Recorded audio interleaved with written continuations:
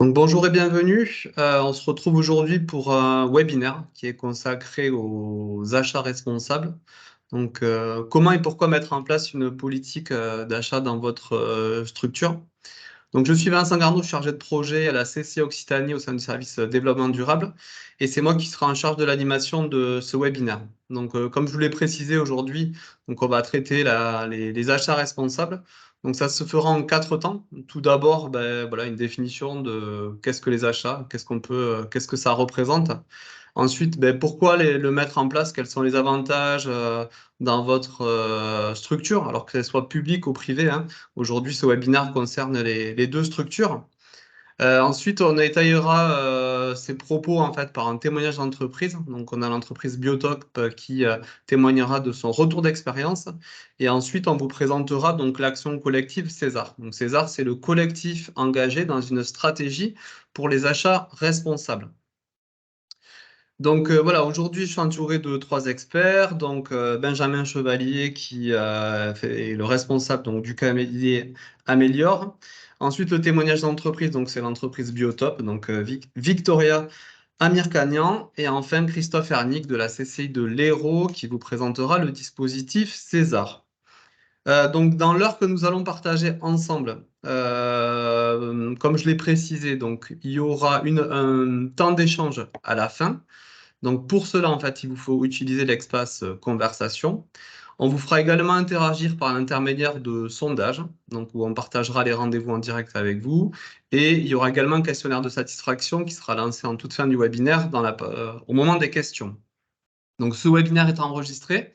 On vous communiquera le lien pour le revisionner ainsi que le support. Et ça, c'est le conseiller de votre CCI local qui en sera en charge. Voilà. Mais écoutez, moi, j'ai plus qu'à remercier donc toutes les personnes qui ont participé à l'élaboration de ce webinaire, et également le relais qui a été fait par l'ensemble des CCI territoriales. Je vous souhaite un bon webinaire et je passe du coup la parole à Benjamin Chevalier. Merci beaucoup Vincent. Écoutez, je suis ravi d'être là. Mon micro est bien ouvert, vous m'entendez bien, c'est super. Donc on va passer cette première partie et moi je vais répondre à ces premières questions, hein. On va parler effectivement d'achat responsable. Donc je suis directeur du cabinet de conseil en achat Améliore et c'est notre cœur de métier. Et je suis un passionné de cette action et de ce métier de l'achat. Et puis des impacts finalement qu'ils peuvent avoir aujourd'hui dans la totalité des organisations, qu'elles soient publiques ou privées, puisqu'on a cette spécificité, nous, de pouvoir intervenir dans ces deux secteurs d'activité. Ce webinaire et cette action, elle prend aussi place effectivement dans le collectif engagé dans les stratégies d'achat responsables, hein, qu'on mène depuis maintenant 2 ans sur le territoire de l'Hérault et qui s'ouvre maintenant sur le reste de l'Occitanie. Alors, je vais intervenir et on va pouvoir effectivement échanger sur cette thématique-là. On est sur, pour nous en tout cas, ce collectif engagé, c'est un véritable accélérateur de performance achat.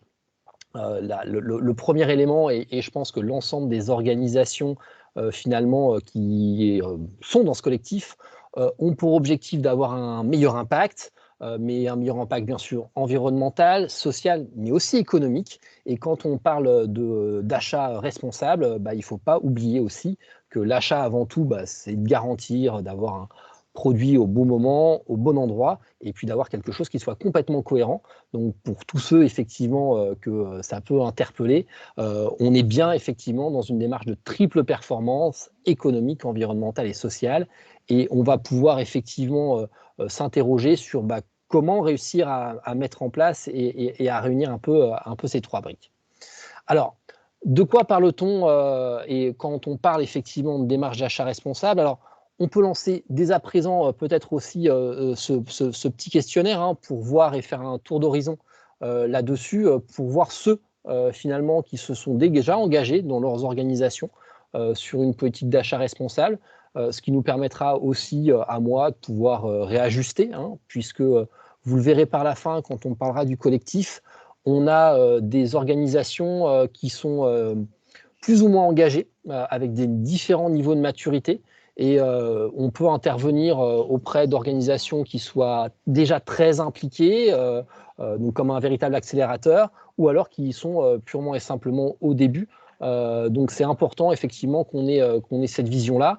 Je vais vous laisser petit à petit répondre et on fera un petit point effectivement en fin de présentation sur cette thématique-là.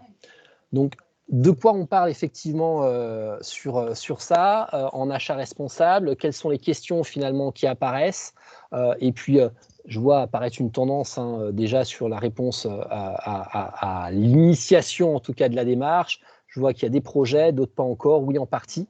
Quand on fait un tour d'horizon de l'achat responsable, déjà on s'interroge effectivement sur la partie RSE, RSO, responsabilité sociétale des entreprises ou des organisations. Qu'est-ce qu'on parle, de quoi on parle finalement en achat? Est-ce que moi-même, finalement, je suis concerné? On parle souvent, par exemple, et le témoignage de Victoria à la fin sera super intéressant parce qu'on est plutôt sur du service. Souvent, on voit les achats responsables comme initiés principalement par des organisations qui sont très consommatrices ou très génératrices. Où est-ce que j'en suis sur le sujet? Quel est mon niveau de maturité sur cette thématique-là? Est-ce que globalement, j'ai déjà mis en place des choses? Est-ce qu'il me reste encore des actions à mettre en place? À quoi aussi finalement ça sert? Comment ça fonctionne? Très clairement, on a aussi ces questions de se dire là-dedans comment ça marche? Par quoi je dois commencer, qui sont souvent aussi des étapes importantes. Est-ce que c'est obligatoire? Parce qu'on le verra, il y a aussi aujourd'hui un poids de plus en plus important de la législation sur ces thématiques. On peut aussi se poser les questions de combien ça coûte, parce que globalement, on a souvent des fonctions achats qui sont déjà finalement parfois engagées, et se dire qu'on va identifier de nouveaux critères, ça peut effectivement poser des questions sur le coût global aussi de cette thématique.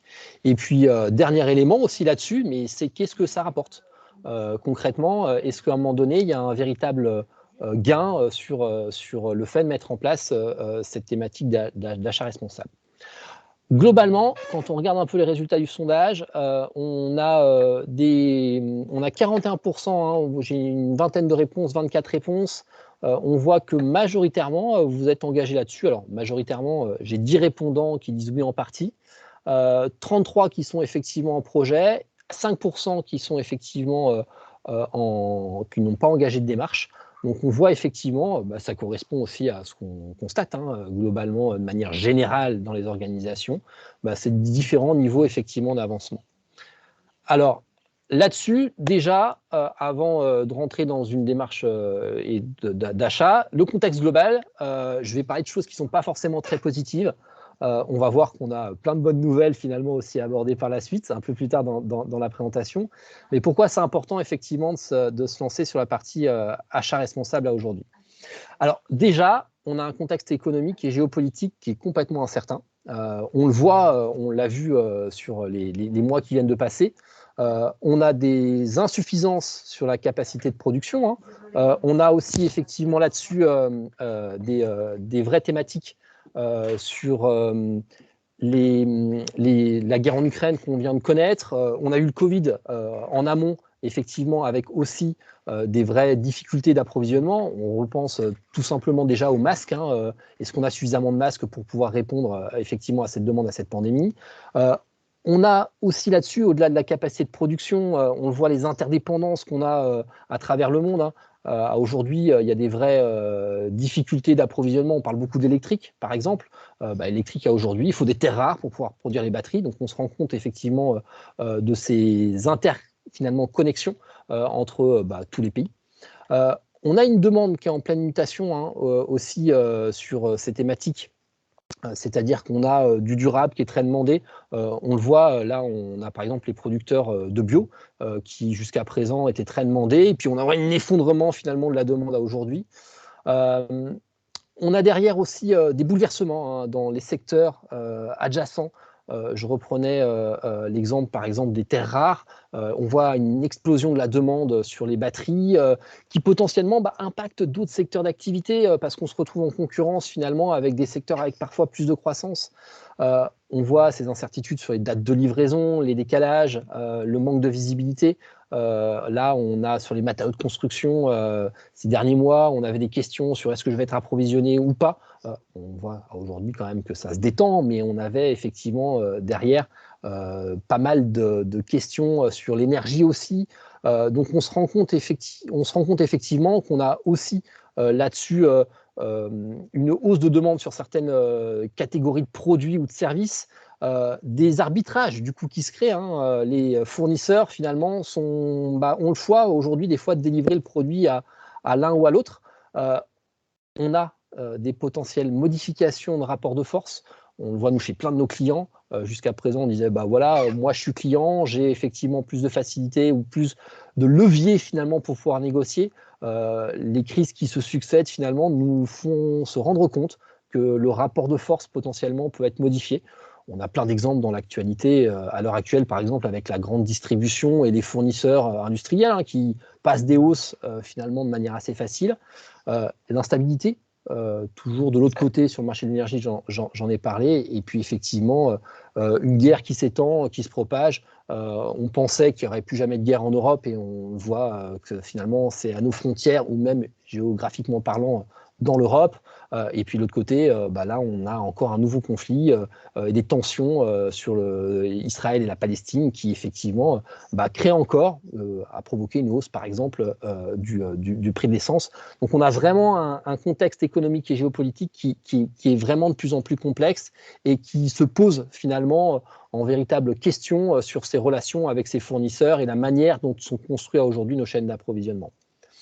De l'autre Benjamin, côté, juste, est-ce oui. que je suis sur la slide intro, donc est-ce que c'est juste un oubli Ah, oui, tout à fait, pardon. de J'ai placer quelques slides pour notre public? synchronisé, pardon, excusez-moi. La synchronisation, j'en étais là, pardon. Hop, vous avez la synchronisation. Alors, c'est moi qui. Non, il faut juste prendre le contrôle et Ah, avancer je, sur la je, slide. je Je pense que pensais c'est avoir pris peut-être le cet oubli-là. contrôle. Pardon, excusez-moi. Merci, j'en étais effectivement sur cette partie-là. Vous avez Ok, maintenant merci. Ouais. Ah, j'étais parti, hein. Vous ne m'arrêtiez pas, vous me retrouvez passant la main un peu plus tard dans la présentation. Donc On voilà. n'arrête pas la passion. Donc voilà effectivement cette partie contexte et j'abordais la partie contexte environnemental puisque quand on parle d'achat responsable, quand on parle de démarche de responsabilité sociétale, souvent on voit la partie aussi environnement. Il ne faut pas se le cacher. On entend parler aujourd'hui quasiment tous les jours aux informations sur les problématiques de réchauffement climatique qui sont une vraie question et un vrai sujet du quotidien. Hein. On voit les primes d'assurance, par exemple, exploser parce que aujourd'hui, on sait qu'on rentre dans un monde qui ne sera plus assurable dans quelques années parce qu'on a on a des vrais changements. Je prends souvent effectivement l'Occitanie comme exemple, mais on sait qu'on aura un climat avec 4,5 degrés d'augmentation qui sera complètement différent de ce qu'on connaît aujourd'hui. Premier élément sur le contexte environnemental, disparition massive de la biodiversité. Hein. On parle des abeilles parce qu'effectivement aujourd'hui c'est un indicateur assez fort de la manière dont se comporte notre biodiversité. On importe des abeilles australiennes pour polliniser les amandiers en Californie. Hein. Pour que ceux qui ne sachent pas, les amandes, c'est un produit qui est majoritairement fabriqué aux États-Unis et importé. Hein, la plupart du temps, les amandes que vous retrouvez dans le linéaire sont souvent en provenance de Californie massivement. Le réchauffement climatique, si on prend la hausse par exemple du lait qu'on a connu cette année et qu'on va connaître dans les mois à venir, c'est par exemple dû au dérèglement et au réchauffement. Par exemple en Italie, qui a une très mauvaise saison, les vaches ont moins produit, donc du coup on constate une hausse du prix du lait. On a connu une vague de tempêtes qu'on va connaître encore sur les semaines à venir, des conditions extrêmes qui on impactent et détruisent finalement aussi des infrastructures. On voit venir aussi cette diminution des ressources naturelles, hein, une vraie question du contrôle de l'eau. On l'a connu encore cet été et on n'a pas encore retrouvé notre capacité finalement aussi en termes de l'eau. On voit l'impact de la pollution, hein, ça augmente effectivement le nombre de décès hein, en raison de la pollution atmosphérique, plus tous les coûts indirects finalement que ça a en traitement de maladies respiratoires. Et puis, bien sûr, l'augmentation des inégalités partout dans le monde, avec des tensions effectivement politiques, des tensions migratoires, on est conscient. Donc, il y a un contexte effectivement environnemental, social, géopolitique, qui fait que la question finalement de la propre responsabilité sociétale des organisations est très clairement mise en œuvre. Et on va voir effectivement que les achats ont toute leur place finalement dans cet enjeu-là. Ça se traduit concrètement aujourd'hui. Hein. Si on le prend d'un point de vue entreprise, la demande finalement de cette démarche de RSE, de comment les entreprises prennent en compte finalement tous ces impacts pour les PME, TPE est de plus en plus importante. On le voit parce que les clients, quand on est effectivement fournisseur, sollicitent de manière de plus en plus croissante les entreprises sur la manière dont elles intègrent ces sujets. Ça, c'est le résultat d'une enquête BPI. Hein. Plus de 70% des fournisseurs interrogés, finalement, sont régulièrement sollicités par leurs clients sur le sujet de la RSE. Alors, on a effectivement, dans un premier temps, ce critère principal hein, qui revient, c'est en cadre finalement d'appel d'offres. On le reverra effectivement par la suite, on en parlera pour nos amis qui sont ici de collectivités ou en tout cas soumis à la commande publique. Et on constate aussi que plus la taille finalement du fournisseur est importante, plus les sollicitations sont fréquentes. Donc ça vient effectivement de toutes les parties prenantes finalement qui entourent l'entreprise. Je pourrais rentrer effectivement dans les détails de la demande des banques à aujourd'hui pour financer certains projets, des clients externes, hein, des clients finaux aussi qui s'intéressent de plus en plus à la manière dont sont conçus et fabriqués les produits. Et puis on a un contexte aussi de plus en plus fort réglementaire, français, européen. On pourra parler par exemple de la CSRD qui va s'appliquer dès l'année prochaine. Hein, 80 critères pour des grosses entreprises françaises sur lesquelles elles vont devoir répondre.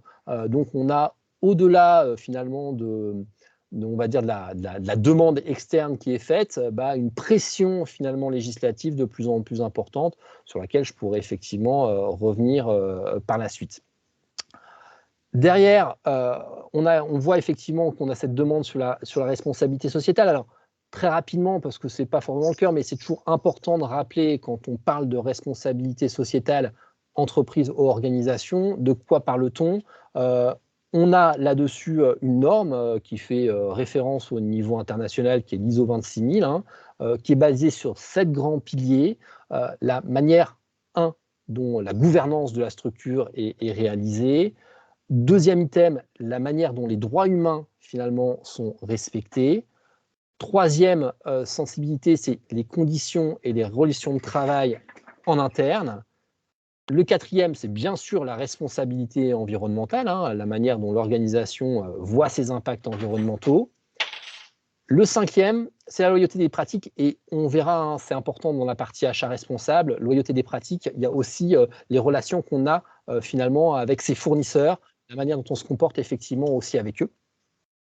Sixième item, la question relative aux consommateurs et à la protection des consommateurs. Et puis septième, pareil, qui nous intéresse particulièrement dans les achats responsables, c'est les communautés et le développement local, puisque quand on parle d'achat responsable, on le verra en deuxième partie, il y a comment finalement l'impact de l'organisation par ces achats peut être mené de manière au plus proche de ces communautés, donc l'achat local, hein, purement et simplement. Donc, c'était important de refaire juste ce petit focus. Quand on parle d'achat responsable, ça prend place aussi dans un environnement qui est une prise en compte finalement de la responsabilité sociétale de l'organisation dans sa globalité. Je vous ai parlé en amont aussi là-dedans du cadre législatif. J'ai fait une présentation, mais c'est pour vous montrer l'accélération aussi des différentes lois. Alors, il y en a plein que j'ai oubliés. Hein. On pourrait parler de la loi AGEC, on pourrait parler de d'autres typologies de lois. L'objectif de ce slide, c'était aussi de voir comment cette responsabilité sociétale des organisations devient de plus en plus prégnante aussi à travers la loi. c'est un véritable accélérateur, hein, on n'arrête pas effectivement d'en parler. Pour ce qui concerne le privé, déjà dès 2001, je ne reviendrai pas sur la notion de responsabilité sociétale dont on parle très tôt dans les années 70-80, enfin, on pourrait même remonter beaucoup plus loin, mais on a dès 2001 déjà effectivement une loi sur les nouvelles régulations économiques, hein, sur la prise en compte finalement des impacts des entreprises, des grosses structures et la manière dont ils gèrent effectivement leurs impacts sociaux et environnementaux. En 2009, en France, on avait effectivement le Grenelle de l'environnement. Alors, je ne sais pas si vous en souvenez tous, mais on avait eu plein de réflexions sur ces impacts environnementaux. Ça a donné effectivement un certain nombre de lois qui ont commencé effectivement à construire, notamment celle de 2015 sur la loi relative à la transition énergétique pour la croissance verte. Là-dedans, pour la partie, par exemple, publique, qui a lancé finalement aussi les schémas de promotion des achats socialement et écologiquement responsables, hein, les fameux SPASER, qui ont été renforcés en 2021, donc 6 ans plus tard, avec la loi climat et résilience. Alors, notamment là-dessus, pour revenir, hein, c'est que les organisations, les collectivités qui faisaient en 2015 plus de 100 millions d'euros d'achats avaient pour obligation de s'inscrire dans le cadre d'un schéma de promotion des achats responsables. C'est très concrètement la même chose qu'une politique d'achat responsable pour une entreprise privée, hein. On se fixe des objectifs, des tendances. Donc vous voyez, ça transpire dès 2015. En 2017, on a le devoir de vigilance pour les entreprises privées qui est renforcé.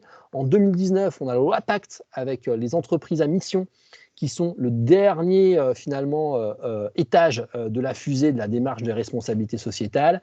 Donc, c'est-à-dire l'inscription finalement d'une mission et d'une raison d'être dans dans les statuts finalement de l'entreprise 2021, et on voit finalement que ça ne cesse de s'accélérer. On a une pression de plus en plus importante de manière législative. Alors, avec plus ou moins des contraintes, hein, et réellement un vrai bâton, mais en tout cas énormément d'incitations qui orientent l'ensemble des acteurs à se diriger vers quelque chose de plus responsable. J'aurais pu, et j'en parlais tout à l'heure, rajouter 2024, hein, la CSRD pour les entreprises privées, hein, loi européenne qui va donner 80 critères, grands critères. Alors, c'est pour les grosses structures, mais globalement, ça va venir par ruissellement, hein. Si à un moment donné, un grand donneur d'ordre demande à son fournisseur quelles sont ses pratiques en termes de responsabilité sociétale, ça va obliger petit à petit toutes les entreprises à s'intéresser à plus ou moins des critères auxquels elles seront soumises, mais et c'est d'un point de vue européen, donc ça rend effectivement l'Europe encore plus acteur finalement de cette démarche-là. Donc on est vraiment dans quelque chose en termes législatifs qui s'impose de plus en plus. Pour finir sur cette partie RSE, il était important pour moi de dire à quoi ça correspond, puisque j'ai commencé avec des grands enjeux et dire il y a plein de solutions. J'ai dit que les solutions, parce que ce qui est super avec cette thématique-là, c'est que la bonne nouvelle, c'est qu'on sait ce qu'il faut faire. Si demain on veut lutter contre le changement climatique, on a chaque année maintenant des rapports du GIEC qui nous expliquent concrètement ce qu'il faut faire. Alors on arrive à cette complexité, hein, de dire ouais, c'est super, on sait ce qu'il faut faire, mais pourquoi on n'y arrive pas? Parce qu'on est aussi contraint à beaucoup de changements dans nos comportements. J'ai terminé effectivement cette présentation sur la responsabilité sociétale avec les objectifs de développement durable, hein. Les Nations Unies ont proposé 17 objectifs finalement à remplir, donc on sait ce qu'il y a à faire, hein, là-dedans. Ça va de l'éradication de la pauvreté, à la lutte contre la faim dans le monde, à l'accès aux soins, à l'accès à une éducation de qualité, à l'égalité entre les sexes, l'accès finalement à l'assainissement et à l'eau potable, les recours aux énergies renouvelables, l'accès à des emplois décents, l'innovation aussi, hein, dans les infrastructures, la réduction contre les inégalités, la manière dont on peut avoir des villes et des communautés plus durables. Le 12e, en achat responsable, bien sûr, des consommations plus responsables. Et derrière, 13, 14, 15, on va parler de lutte contre le réchauffement climatique, pour la protection effectivement du milieu aquatique, pour la protection du milieu terrestre. Une notion pareille en achat responsable qui nous intéresse, j'en ai parlé, mais de justice et de paix. Et bien sûr, le 17e objectif de développement durable, c'est la création de partenariats, parce que finalement, et c'est d'autant plus vrai dans les achats quand on a un client et un fournisseur, des parties prenantes en interne, c'est cette notion effectivement d'écosystème sur lesquels il faut impérativement pouvoir créer du lien, créer des engagements pour être sûr qu'on aille tous dans cette même direction. Donc, voilà un peu quel est le contexte global quand on parle de cette partie achat responsable. Je vais vous proposer tout de suite un deuxième petit sondage, puisqu'on va aborder là-dessus la partie politique d'achat de manière un petit peu plus pragmatique, avec une simple question. Globalement, c'est pourquoi, puisqu'on l'a vu, certains sont déjà engagés dans une politique d'achat responsable, d'autres réfléchissent, d'autres non pas du tout. C'est une super question du coup, mais pourquoi finalement vous avez choisi de déployer une politique d'achat responsable dans votre structure à travers soit une augmentation de la performance économique, une amélioration de l'image de l'entreprise ou de l'organisation, bien entendu, la réduction des impacts environnementaux, faire progresser sa politique sociale, répondre aux exigences. Si vous avez même une autre possibilité, n'hésitez pas à nous partager aussi ce qui vous a animé là-dessus. Je reviendrai un peu plus tard sur les résultats, mais on voit déjà quand même apparaître très clairement la réduction de l'empreinte environnementale. Alors, globalement, quand on parle d'achat responsable et durable, déjà, première chose, j'en reviens là-dessus, mais on parle quasiment de la même chose. Ces deux thématiques reviennent systématiquement. On véhicule la même idée. L'idée d'achat responsable, c'est vraiment cette démarche d'amélioration continue. On peut être peut-être s'appeler finalement Marlboro, pour reprendre un cas vraiment, je ne sais pas si je dois citer 3 marques, mais j'en serais parfaitement incapable, mais plutôt effectivement une entreprise du tabac. On peut avoir une politique plus responsable d'achat, c'est pas forcément qu'on fera effectivement de l'achat plus durable.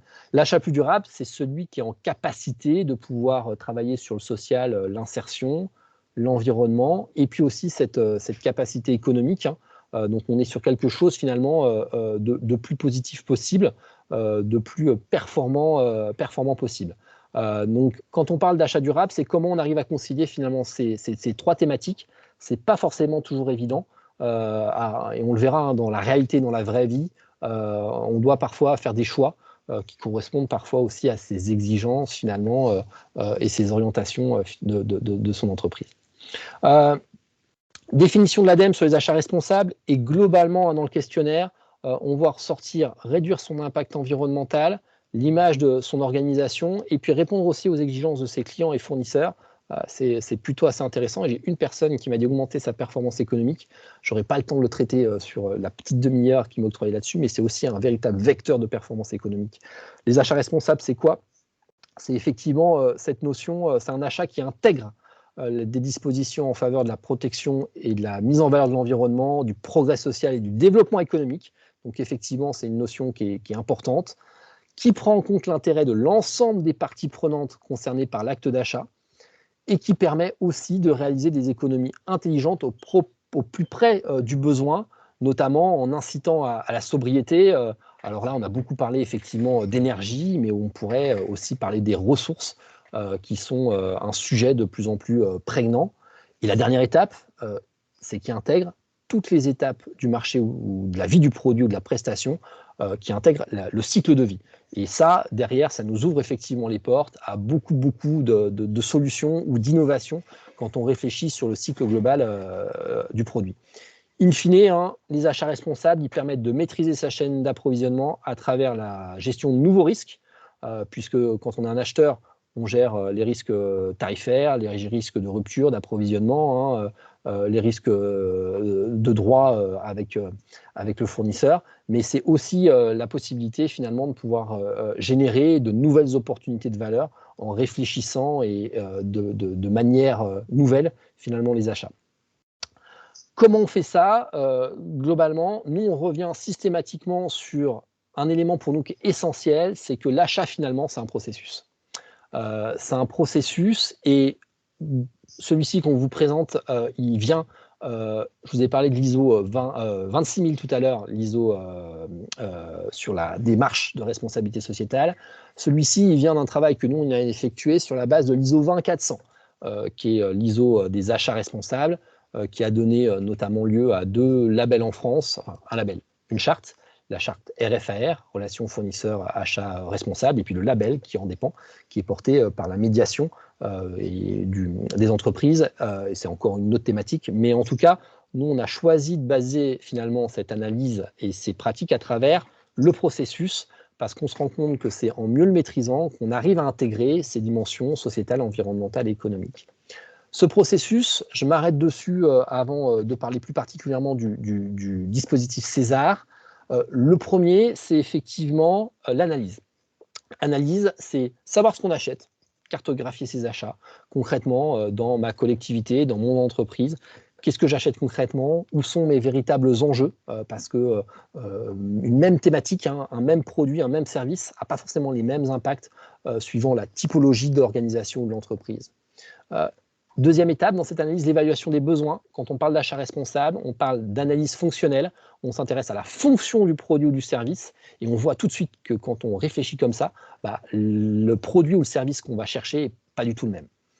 On s'intéresse aussi à son marché fournisseur. Dans les collectivités, souvent on parle de sourcing, de sourçage, la manière dont vous l'abordez, mais en tout cas c'est un élément de connaissance finalement de son marché, et on se rend compte bien souvent, surtout quand on veut localiser ses achats, qu'on connaît mal potentiellement les fournisseurs qui se situent sur son propre territoire. Dernier élément dans cette analyse, c'est avoir une connaissance des coûts complets. Ces coûts complets, ils s'analysent sur un cycle de vie global, et là on va s'intéresser plus finalement au coût de ce qu'on achète du produit, mais bien tous les impacts finalement que va avoir cet achat. L'exemple de la voiture est le plus intéressant, hein. On achète un véhicule, on a de l'entretien, on a des taxes, on a du carburant ou de l'énergie qu'on va mettre à l'intérieur, et puis on a un prix de revente, hein, parce qu'un véhicule en règle générale, dans une organisation, on essaie effectivement de l'avoir aux meilleures années, hein, là où il a le moins d'impact, et donc on va forcément un coût de revente, et on va pouvoir voir finalement l'exemple véhicule électrique, véhicule hybride est excellent là-dessus, ça nous permet de détailler tous les différents coûts. Deuxième étape, c'est d'avoir effectivement une stratégie, hein, une politique d'achat qui soit la plus responsable. Derrière, l'idée, c'est de se dire concrètement, dans mon organisation, est-ce que j'ai bien un fil conducteur? Est-ce que ça me permet de remplir finalement les objectifs qui me sont fixés par l'organisation? Et puis derrière, on voit apparaître concrètement le cahier des charges, hein, qu'il soit public ou privé, c'est la même chose. C'est comment on construit, qui est-ce qu'on interroge, quels sont les critères de sélection finalement qui vont nous permettre de pouvoir avoir l'achat le meilleur, le plus pertinent qui soit.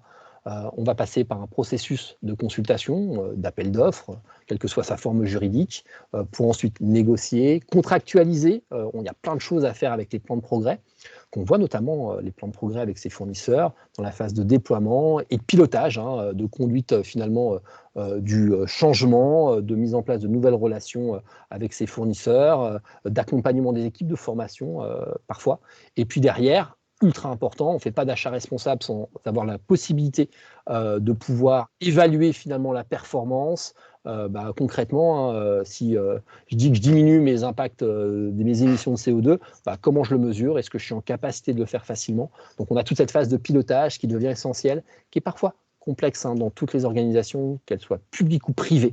On a parfois ces difficultés finalement à identifier comment on va pouvoir mesurer et puis pouvoir s'améliorer. Parce que, je l'ai dit, une démarche d'achat effectivement responsable, c'est de dire je pars d'un existant, d'accord, et derrière comment je vais faire pour identifier où sont mes enjeux, pour pouvoir demain mettre en place finalement des plans d'action et pouvoir effectivement les mesurer et pouvoir m'améliorer sur cette démarche. Suivant votre type d'organisation, les enjeux ne sont pas les mêmes, les ambitions ne sont pas les mêmes, et derrière, on va avoir des plans d'action qui seront différents, et c'est ce qu'on fait notamment au sein du collectif César, derrière que Christophe va vous présenter.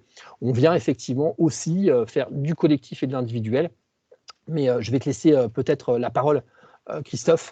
Oui. N'hésitez pas à poser vos questions effectivement dans le fil, j'y répondrai avec plaisir sur cette partie-là par la suite.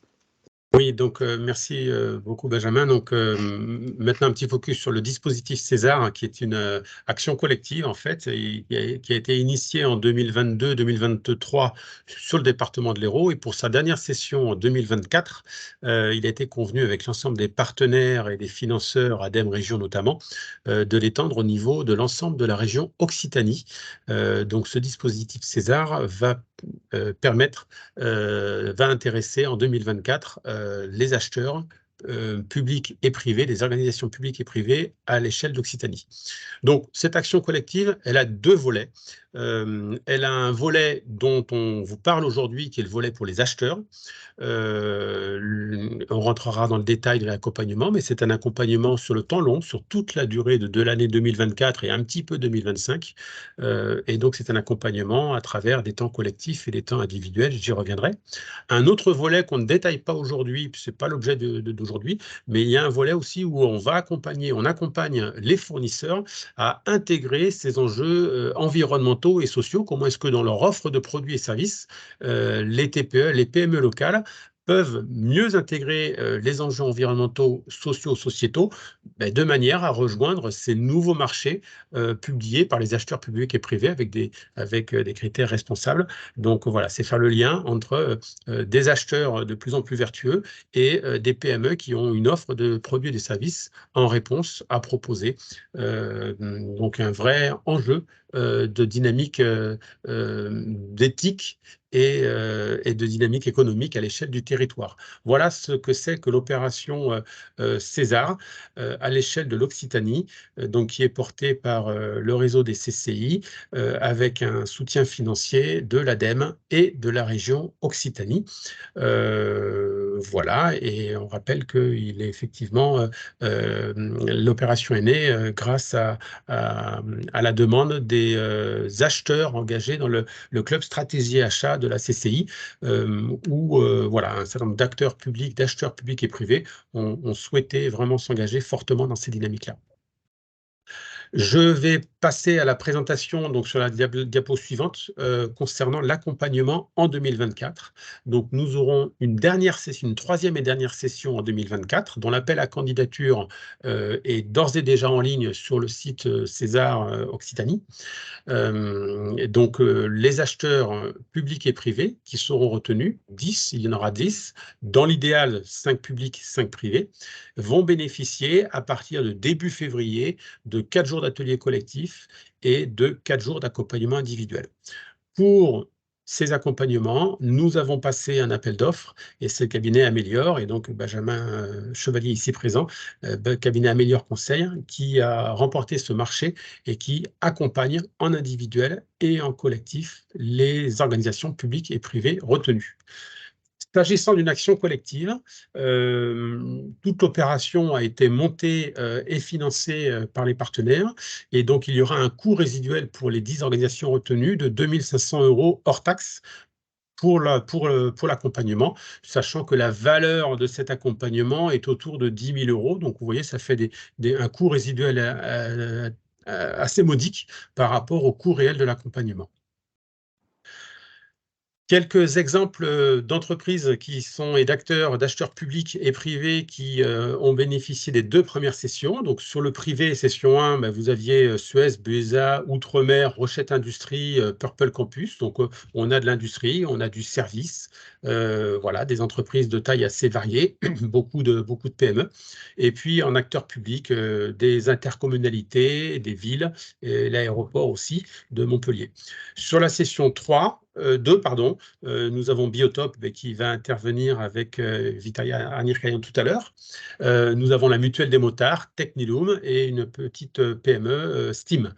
Et en acteurs publics, des grands opérateurs comme la CAF de l'Hérault, le CHU, Montpellier, la métropole de Montpellier, l'agglomération de Béziers, la communauté de communes du Clermontais. Voilà pour quelques exemples d'acheteurs publics et privés qui ont été sélectionnés à l'issue d'un appel à candidature les 2 dernières années. Voilà, donc concernant ces accompagnements, vous avez à votre service l'ensemble des conseillers sur la diapo suivante, l'ensemble des conseillers des CCI d'Occitanie qui sont à votre disposition pour vous renseigner sur cet accompagnement. On s'occupe aussi d'accompagner en direct l'ensemble des fournisseurs qui souhaitent intégrer les enjeux environnementaux et sociaux dans leur offre de services. Et puis pour la partie donc accompagnement des acheteurs que j'ai évoqué tout à l'heure, c'est bien les experts d'Améliore qui s'occupe de réaliser ces accompagnements, l'atelier collectif, les ateliers collectifs et l'accompagnement individuel. Je laisse Benjamin reprendre la main sur la présentation des experts et puis de détailler aussi la partie atelier collectif, ça peut être intéressant. Oui, je vais passer rapidement, hein. On est 3 à intervenir effectivement sur cette thématique. Les objectifs finalement, vous expliquer un peu la manière dont ça fonctionne sur cet accompagnement qui est pour moi un accompagnement qu'on n'a nulle part ailleurs. Je pense qu'on peut être très fier en Occitanie d'avoir effectivement cette démarche et d'avoir été suivi par l'ADEME et la région sur ces thématiques, puisque on a une sensibilisation, un accompagnement des grands donneurs d'ordre.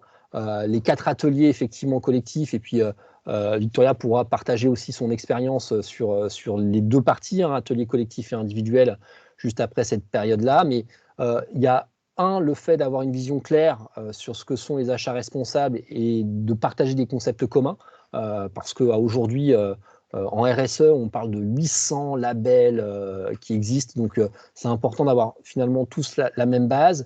On propose durant ces ateliers collectifs finalement de se formaliser avec des outils de l'achat responsable, sur lequel l'ADEME a travaillé depuis plusieurs années, qu'on a repris et qu'on partage effectivement avec vous, plus des outils de l'achat très traditionnels, hein. Et puis de l'autre côté, on a aussi pour objectif, et on l'a vu, hein, la plupart d'entre vous avaient déjà commencé à travailler sur cette thématique-là, c'est aussi d'être en capacité de pouvoir sensibiliser et faire adhérer les équipes et les fournisseurs à la démarche. Il n'y aurait rien de pire, effectivement, que d'avoir des volontés en tant que donneur d'ordre, client d'un fournisseur, d'avoir des ambitions, et de l'autre côté, d'avoir un fournisseur ou des fournisseurs qui ne comprennent pas ou qui ne sont pas en capacité de pouvoir y répondre. Et puis dernière, c'est d'être en capacité d'initier la démarche, hein. Alors, vous le verrez là-dedans, on donne des premiers outils, mais pour ceux qui ont déjà initié quelque chose, ça permet de reprendre effectivement le cap, de pouvoir se réoutiller, et on rentre dans une phase beaucoup plus proactive, beaucoup plus individualisée. Alors, juste avant, les 4 ateliers, vous avez le détail, hein, séance introductive avec les concepts clés, l'autodiagnostic, la communication. Il y a aussi du partage, hein, entre les différents interlocuteurs. Il y a une dizaine d'acheteurs, vous pouvez venir même parfois à plusieurs pour pouvoir partager. On s'intéresse au SWOT achat, au TCO, à la checklist et à des outils effectivement de l'ADEME. Et puis dans la partie 4, on s'intéresse aussi à comment on décrit une politique achat, aux chartes, comment on communique sur sa démarche, comment on valorise effectivement les actions, parce que c'est important effectivement de le faire, mais c'est aussi important de le faire savoir. Et puis quand on passe dans la partie individuelle, là on fait vraiment du sur-mesure. Donc du coup, les 3 acteurs que vous avez vus tout à l'heure viennent effectivement à votre rencontre. Là on fait du one-to-one, donc en physique ou en distanciel suivant les thématiques qui sont abordées. En règle générale, l'accompagnement débute en collectif au mois de février pour se terminer avril-mai, et on prend effectivement le relais à partir d'avril, où on vient positionner 8 demi-journées de travail, soit effectivement pour lancer la démarche, soit pour pouvoir l'accélérer. Et ça me fait une transition parfaite finalement avec le partage de Victoria, puisque ce que je vais vous proposer peut-être maintenant, c'est de laisser la parole à Victoria pour nous partager un petit peu son expérience et comment elle a vécu cet accompagnement. Merci, bonjour à tous. Donc, merci beaucoup Benjamin, Vincent et Christophe pour l'invitation. Donc, je trouve que c'est assez important quand même, donc justement pas que passer par l'étape en tant que participant, mais aussi de partager et de faire comprendre aux autres pourquoi vous faites ce travail. Je représente le service achat de la société Biotop et qui est aujourd'hui un acteur important dans tout ce qui est ingénierie et études environnementales. Donc, nous sommes présents au niveau national et au niveau international. Donc là, vous pouvez voir quelques chiffres clés de la société. Je vais peut-être passer rapidement ce slide, mais bon, je trouve que c'est quand même assez important de sélectionner les avantages que j'ai pu retirer de cette formation. Donc, forcément, il y a la question de responsabilité sociétale, la question réglementaire, donc ce que disait tout à l'heure Benjamin, donc au niveau, bon, forcément, il y a toutes sortes de réglementations, ça s'adapte aussi côté public et côté privé, donc c'est assez important. Pour des personnes qui ne sont pas forcément, on va dire, calées au niveau de ces sujets-là, ça permet aussi d'avoir une information globale. Gestion des risques, donc c'est assez important quand même donc, de comprendre comment nous allons évaluer les risques et comment nous allons trouver les solutions. Donc forcément, service achat, ça sous-entend réduire les coûts. Et vu le contexte aujourd'hui actuel, c'est quand même assez difficile, mais c'est pas négligeable. Donc, un avantage concurrentiel, forcément, du coup, ça permet de revoir un peu, même augmenter, on va dire, l'image de votre société. Et donc, durabilité à long terme. Donc, toutes les actions qui sont mises en place au niveau de cette formation nous permettent aussi à intégrer des pratiques durables et puis par la suite évoluer dans vos missions. Donc, ce qui était, on va dire, mon cas. Donc, nous avons parlé bien évidemment de l'accompagnement collectif. Certes, au niveau de l'analyse, il y a, d'après ce que j'ai pu remarquer, nous avons eu donc des acteurs qui utilisaient et qui mettaient en place tout un processus pour arriver en fait à réaliser ou à mettre en place ce système d'achat responsable, mais on s'est rendu compte que il y a peut-être des loupés. Donc, et donc, du coup, c'est le cas donc, de cet accompagnement collectif qui va nous permettre d'analyser les besoins, donc de suivre vraiment étape par étape, étudier la base fournisseur. Donc, pour ma part, forcément, certes, on a des milliers de fournisseurs avec qui on travaille, mais on ne réagit pas de la même manière, on ne se pose pas la question tous les jours, quel est le fournisseur le plus important? Donc, sur qui on peut se focaliser. Donc, ça permet aussi de rédiger la charte achat responsable. Au sein de Biotope, nous avons bien eu une politique achat et une charte achat simple. Mais aujourd'hui, c'était la question c'était comment nous allons transformer et modifier la charte actuelle ainsi que la politique vers le côté responsable. Donc, ça permet également de tirer en fait en fonction des outils qu'on vous donne et qu'on met en place au niveau de l'accompagnement collectif, comment nous allons modifier ou rédiger, pour ceux qui n'en ont pas, des chartes ou des politiques achats responsables. Donc, suivre par la suite la performance des fournisseurs. Du coup, justement, en fait, ce traitement de base de fournisseurs va vous permettre aussi, grâce aux outils qu'on nous propose lors de cette formation, de suivre l'évolution, de suivre les coûts, les dépenses de chaque fournisseur. Et puis, c'est surtout maintenir par la suite comment nous allons tourner, on va dire, ou aller plus vers la démarche responsable sans oublier le côté important de nos fournisseurs. Puis les techniques de négociation, donc forcément qui sont mises en place aussi et proposées par la formation. Donc il faut savoir que ce n'est pas c'est pas vraiment une formation qui sera focalisée uniquement, on va dire, sur les achats responsables. Il y a aussi beaucoup et énormément d'informations qu'on nous donne d'ordre général. Donc, ça permet forcément aux acheteurs juniors aussi d'apprendre et de récupérer pas mal d'informations, de se former et puis pouvoir évoluer par la suite. Et donc, du coup, en ce qui concerne l'accompagnement individuel, donc, nous avons bien mis des actions à long terme. Donc, du coup, le sujet de mon côté, c'était de comprendre est-ce que les milliers de fournisseurs qu'on utilise aujourd'hui sont vraiment utiles dans notre base Biotope. Et donc, du coup, grâce à nos formateurs, en fait, nous avons réalisé justement ce travail d'étude. Du coup, à la suite, ça m'a permis de comprendre que il y a peut-être la moitié de la liste des fournisseurs est utilisée et vraiment utile. Donc, du coup, ça permet de repérer les points faibles et trouver des solutions. Donc, ce que je viens de vous expliquer, grâce aux outils et aux bonnes questions qu'il faut se poser, parce que du coup, forcément, avant de mettre en place tout ce travail, il faut s'auto-évaluer. Donc, ce qui permet aussi de comprendre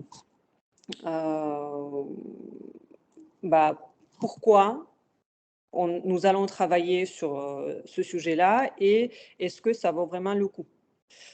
Donc, du coup, forcément, on passe par l'analyse financière et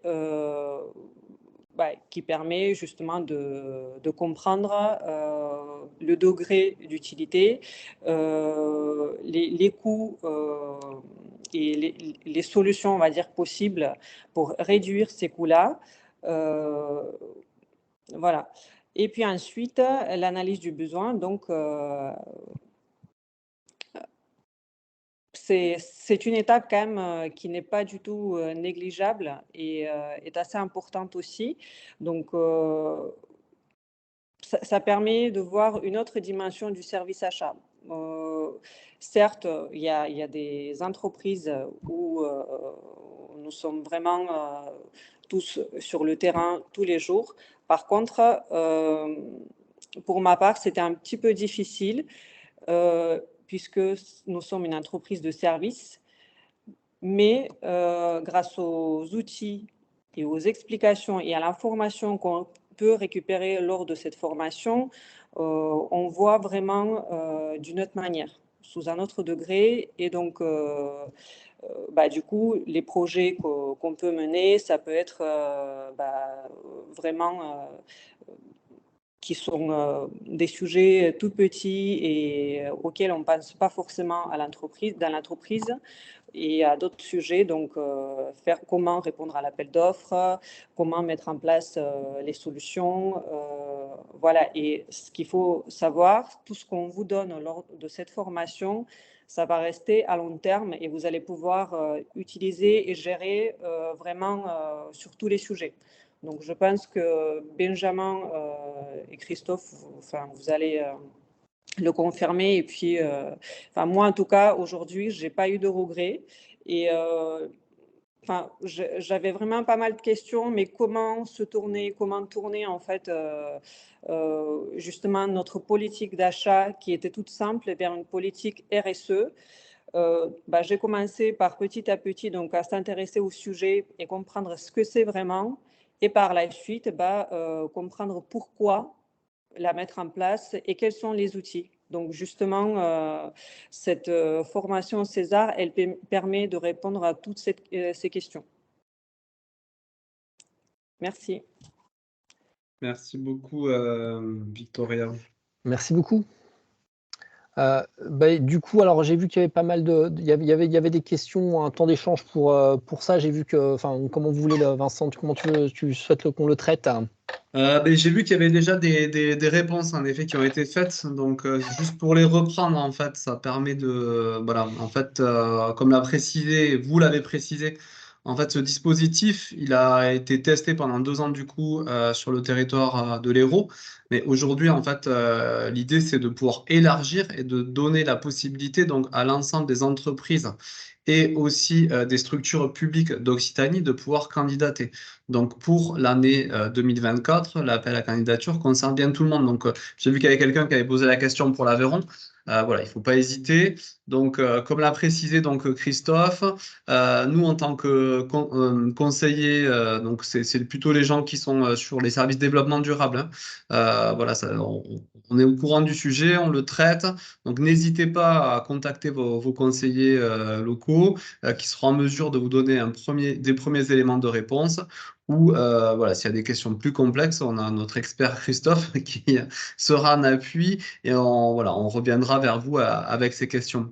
Donc ensuite, on a aussi, voilà, j'ai vu qu'il y avait des collectivités qui avaient posé des questions donc, avec des termes assez techniques, mais aussi des TPE-PME, donc une PME de 50 personnes, donc est-ce qu'elle peut candidater? Bien évidemment, et c'est tout secteur d'activité. Peut-être Christophe, je te laisse Oui, compléter. oui, tout à fait. C'est bien tout secteur d'activité. Alors, bien entendu, vous avez raison, monsieur, dans sa question, exprimait que voilà, c'était essentiellement des acheteurs de taille importante. Effectivement, le comité de pilotage est sensible à des entreprises sur lesquelles il y a des forts enjeux, avec des enjeux environnementaux, sociaux, et aussi économiques sur le territoire.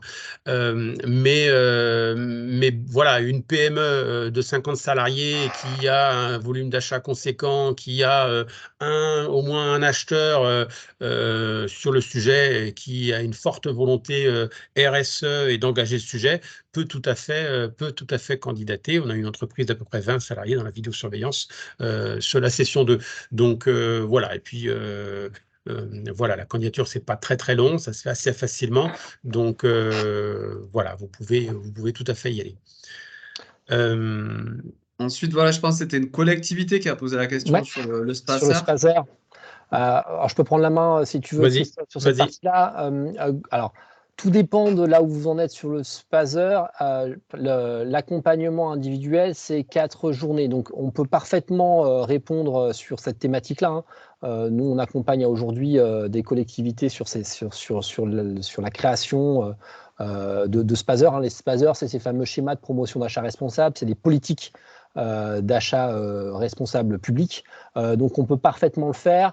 Faut être par contre assez humble sur ces 4 journées, hein. Globalement, on pourra vous accompagner avec le temps qui nous est aussi effectivement imparti. À titre d'information, quand on a, par exemple, on a suivi, on parlait des pays de l'or tout à l'heure, enfin des pays de l'or, pardon, de cette aglopole. On a continué effectivement l'accompagnement de la collectivité par la création du Spacer qu'on est en train de finaliser, mais on est sur une volumétrie d'accompagnement individuel beaucoup plus importante. Donc sur 4 jours, on peut faire des choses. C'est un sujet, par exemple, qu'on travaille avec l'agglomération de Béziers aussi, qui est dans une démarche de rédaction de son Spacer. Donc voilà, on peut parfaitement l'inclure. C'est de l'achat responsable à proprement parler, bien entendu. Par contre, avec toute l'humilité qu'on pourra effectivement y accorder. Mais c'est un sujet qu'on peut retraiter si vous le voulais en revenant vers votre conseiller CCI et moi-même, on pourra effectivement reparler. Oui, je crois je vais reprendre sur ce qu'a dit Victoria, et c'est très intéressant sur la partie de tout le travail qu'il y a à faire. Donc, il faut savoir que cette action César, c'est une action extrêmement ambitieuse et innovante, mais ça reste une action modeste parce que 8 jours d'accompagnement sur le sujet achat responsable, c'est epsilon par rapport à tout le travail qu'il y a à faire dans les organisations sur ce sujet-là, qui est un travail de plusieurs années. Et donc, tout l'intérêt de l'action César, c'est, je dirais, la vocation, le souhait de César, c'est d'accompagner pour initier et initier la démarche, la poursuivre pour ceux qui ont déjà engagé, et surtout sur des bonnes bases. C'est de mettre en œuvre la mécanique dans les organisations publiques ou privées pour que après, vous puissiez étayer le sujet complété sur un grand nombre de marchés. Donc César, c'est l'accompagnement à structurer la démarche et l'accompagnement sur un marché type. Donc on va choisir un seul marché qui va être accompagné avec un focus, et vous en aurez bien d'autres après à développer les années suivantes. J'en profite du coup pour répondre à la question d'une personne sur la partie numérique responsable. Donc, bien entendu, l'action s'appuie sur les méthodologies officielles d'achat responsable et ce qu'on appelle la boîte à outils ARES de l'ADEME, et que si dans le marché pilote, une entreprise, un acheteur décide de prendre en compte le sujet de ses achats d'informatique ou de services numériques. Et donc, bien entendu, ils iront derrière rechercher tous les bons outils pour mettre en œuvre cette démarche d'achat responsable sur le sujet du numérique. Ce qui est important aussi, c'est quand justement lors des journées collectives, ça permet aussi de communiquer avec les autres sociétés et donc comprendre comment ça marche chez eux. Pourquoi pas partager aussi entre vous l'expérience et je trouve quand même c'est assez important justement cet échange, plus la mise en situation qu'on fait et puis les études de cas qu'on réalise à la fin des journées de formation. Donc, il y a quand même beaucoup d'informations et assez riches, je dirais. Donc, en tout cas, oui, ça peut correspondre, je pense, pour ma part, à tout type de société, à tout type d'activité. Très bien. Écoutez, vous avez dû voir qu'il y a un dernier sondage, notamment de satisfaction, pour recueillir votre avis sur ce webinaire et notamment vous signaler si vous avez besoin qu'on vous recontacte dans le cadre voilà, de ce webinaire. Donc, si vous avez des questions complémentaires que vous avez envie de poser de façon plus individuelle, c'est possible. Donc, via voilà, les contacts qui sont précisés, qui ont été précisés tout du long et qui vous sont remis ici. Donc, il y a une partie bibliographie pour tout ce qui est ressources, programme et l'appel à candidature qui est présent ici. Et voilà, les contacts utiles que vous pouvez solliciter pour avoir vos réponses. Alors, je vois qu'il y a une dernière question. Non, ben voilà, c'est juste pour nous remercier. Donc, merci beaucoup. Voilà, s'il y a des questions, ben sinon, c'est qu'on a été clair, a priori.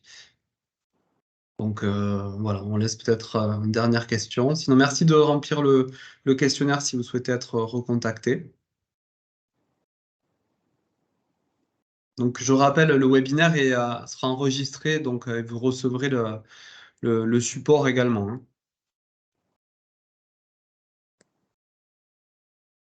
Donc, je vois qu'il n'y a plus d'autres réactions, donc voilà, timing respecté. Voilà, merci beaucoup aux Merci à tous. intervenants et aux personnes qui ont Merci. participé à la mise en place de ce webinaire. Merci à vous de nous avoir rejoints et posé vos questions. On vous remercie, on reste à votre disposition pour tout élément complémentaire. Bonne fin de journée, à bientôt. Merci, Au revoir. au revoir. Au revoir. Merci beaucoup, bonne journée.